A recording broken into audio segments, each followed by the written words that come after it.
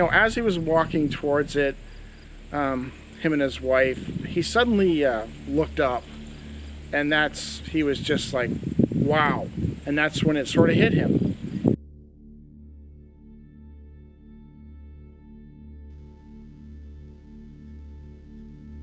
It was January 1st, 1993. Liz H., a taxi driver who worked for her father's taxi company, had just finished dropping off some passengers at their home near Hagersgill village between Longtown and Brampton. It was around 1:30 a.m. She turned the taxi around and was heading back towards the main road to Brampton when her car CB became really crackly, and she was unable to hear her sister Helena, who worked as the company dispatch, on the radio. Things continued to get bad for Liz when her car suddenly just came to a standstill, right there in the middle of the road. The lights went out and the CB radio went silent. It wasn't the first time Liz had experienced car trouble, but it was New Year's, one of the busiest nights of the year, and she was not happy that it had broken down, leaving her stranded on that dark road. With no other choice, Liz exited the car to begin the short trek back to the house where she had dropped off her passengers. She hoped that they would let her use their phone, or at least call someone to assist her. Liz noted that the weather was clear and she was able to see without the use of a flashlight, which typically would indicate a full or nearly full moon, though, curiously, investigators would later determine that the moon was not above the horizon at the time of Liz's experience. She had just set off when, from the rear of the taxi, a brilliant ball of white light appeared, moving in her direction. Liz described that it was about 1 foot in diameter. It hovered in front of her and then moved upwards above the roof of the taxi and hovered there. Curiously, Liz did not feel frightened. Instead, she was fascinated and felt drawn to the light. She remembered feeling as though, as she observed it, it was observing her. After a few seconds, the object moved away at an extremely high rate of speed, heading towards Longtown. Totally amazed at what had just happened, Liz got back into the taxi. She decided to try the ignition one more time.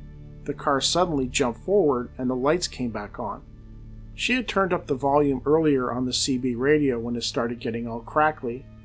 It suddenly boomed out to her, giving her a total shock.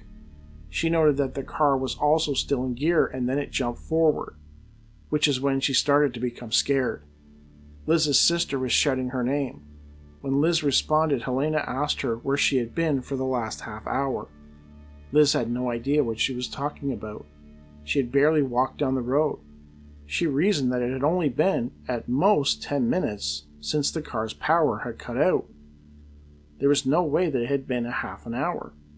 She immediately told her sister that she thought she saw a shooting star. She had no real idea what she saw, and given how busy they were that night, Liz decided to not linger on the matter any longer. The next day, Liz was informed by Helena that there had been a UFO sighted near Dumfries, about 40 minutes away. That's when Liz began to rethink her experience from the previous evening. Did something else happen in that missing half hour?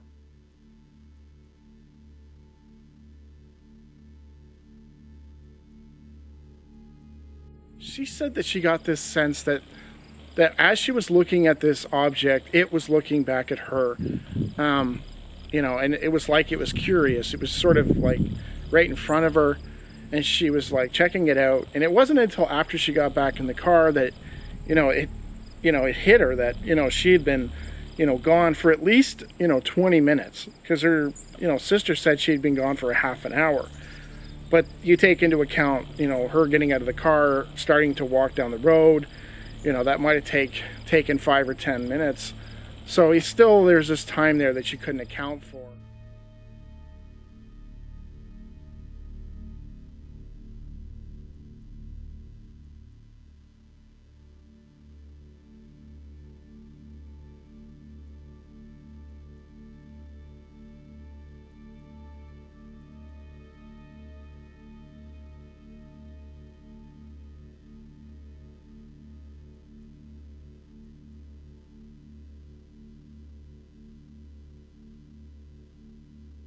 It was Sunday, June 4th, 1996.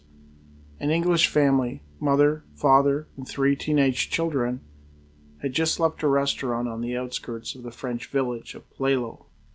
They were returning to the farmhouse, which they had rented as a holiday getaway. It was about 12 kilometers away on the other side of the village, or about a 15-minute drive. They had driven about 6 kilometers when they all became aware of the fact that they had been focusing on the same circle of green lights, which was quite apparent in the top center of the windscreen. They suddenly realized that these lights were not in front of the car, that they were in fact looking at a reflection in the windscreen. The husband, behind the wheel, bent forward to see above the car. That is when he observed a huge solid object above. He decided to stop the car. The object, the family discovered, was about 40 meters away, to the rear of the car. The husband described seeing green lights on the underside. They seemed to be spinning with other lights on the upper part of the object. The family agreed that, size-wise, the object was as large as a detached house. It was hovering about 65 feet above the road. At that point, another car was observed coming down the road towards them. Given that it was a single-lane road, the other car had to slow down to pass them. This is a curious detail. Why did the other car not stop to watch the object? See, when the family became aware of the car, the object did something truly bizarre. It became nearly perfectly transparent. The moment the other car was out of sight, the object returned to form, becoming solid again. To the people in the other car, it would seem that nothing out of the ordinary was happening aside from a family paused on the road, talking. The family remained there watching the object prior to and after the other car passed for around 6 minutes, after which point the object moved away at a very high rate of speed. Puzzled and quite upset by the experience, the family opted to head back to the village to try and find the other car driver, something to corroborate their sighting. After driving around for several minutes, they were unable to locate the other driver. Despite the late hour, the village was still bustling with activity, so tracking down the other driver proved fruitless. They ultimately decided to head for home. Upon leaving the village, driving down the same single lane, the object appeared again behind their car. After following them for a short period of time, the object drifted into the field to the right of them, where it hovered about 50 feet above the ground. Curious about what was going on, the husband stopped the car. He and his wife got out and walked through a shallow ditch into the field towards the object. 2 of the children also got out and stood by the car, shouting for their parents to come back. The 3rd child, still inside the car, became quite hysterical, screeching for them to leave. The husband described the object as being a little under 200 feet away. He and his wife continued to approach, seemingly oblivious to the danger it may pose. Suddenly something happened that shocked the man back to reality. When he looked up, he realized that he was only seeing the main body of the object. There appeared to be a leading edge that was right over their head. The craft was absolutely massive. They were standing a football field away from it, and somehow the edge of the craft was over his head. This startled him back to his senses, and he immediately felt afraid. He quickly pulled his wife back to the car. Speaking to BUFORA investigator Andy Rayner, the man noted that the fear he felt and this need to flee was instantly followed by feelings of euphoria. It was the strangest thing. They yelled for the kids to get back in the car. They followed suit, jumping in and tearing off down the road at a high rate of speed. Whatever interest they had in that object quickly subsided. The only thing they could think of was getting home, getting to safety. The object sadly wasn't done with the family. It proceeded to follow them back to their farmhouse. Upon pulling into the driveway, they all sat in the car, too afraid to get out. When they finally did, they noticed that the object had gone. The strangeness didn't end there. Once inside the farmhouse, they were able to determine that it was around 2:30 a.m. Under normal conditions, this journey should have taken only 15 minutes from the time they left the restaurant at 12:30 a.m. They took into account the first stop, their return to the village, the time looking for the other vehicle, and their second stop in which they exited the car.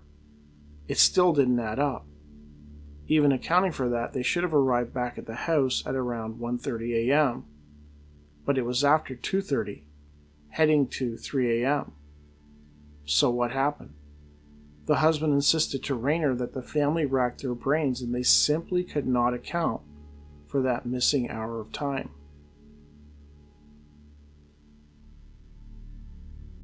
It seems like they were taken. There's this missing time that they couldn't account for. They went over in their head about how long it would have taken them to go back to the town and how long they were in the town looking for this driver, and they just couldn't make it work. And I try to think of when did it happen? Did it happen when they first encountered it, and when the other car came down the road and it seemed to vanish and then come back? Is that when it happened, or was it when they pulled over and the parents were sort of in this trance-like state walking across this field towards the object?